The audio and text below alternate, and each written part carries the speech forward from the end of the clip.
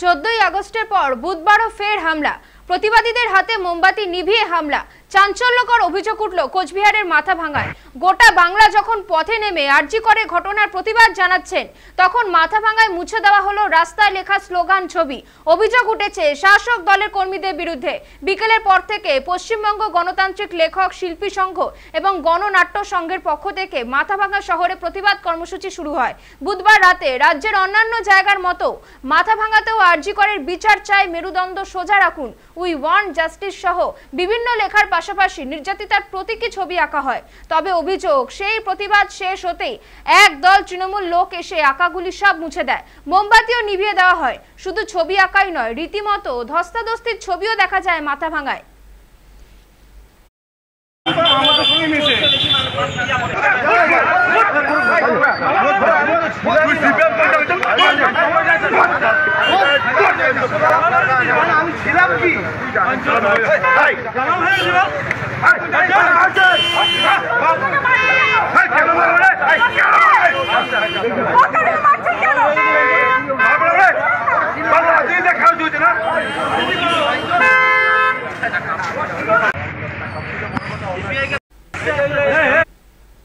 কোচবিহারের মাথাভাঙ্গায় সেই প্রতিবাদীদের ওপর হামলার অভিযোগ।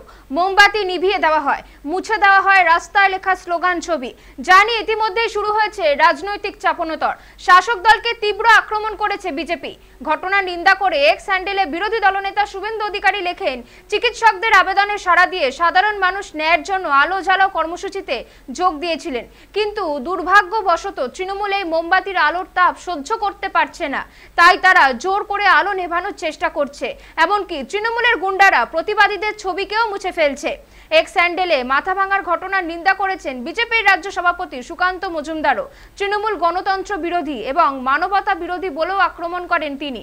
আবার দলীয় কর্মীদের কোনো প্ররোচনায় পা না দেওয়ার বার্তা দিয়েছেন তৃণমূল নেতা কুণাল ঘোষ। সোশ্যাল মিডিয়ায় তিনি লেখেন, কোচবিহারে প্রতিবাদীদের ওপর কোনো রকম হামলা আমরা সমর্থন করছি না, নিন্দা করছি। কোথাও কোনো অশান্তিতে তৃণমূল কর্মীদের জড়ানো বারণ, যে বা যারা করেছে পুলিশ ব্যবস্থা নিক। অশান্তি ছড়াতে অন্য কোনো অপশক্তির কাজ কিনা সেটাও দেখুক। দলের কর্মীদের প্ররোচনায় পা না দেওয়ার বার্তা দিয়ে কুণাল লিখেছেন, দলের কেউ এসবে জড়ালে ছাড় পাবে না।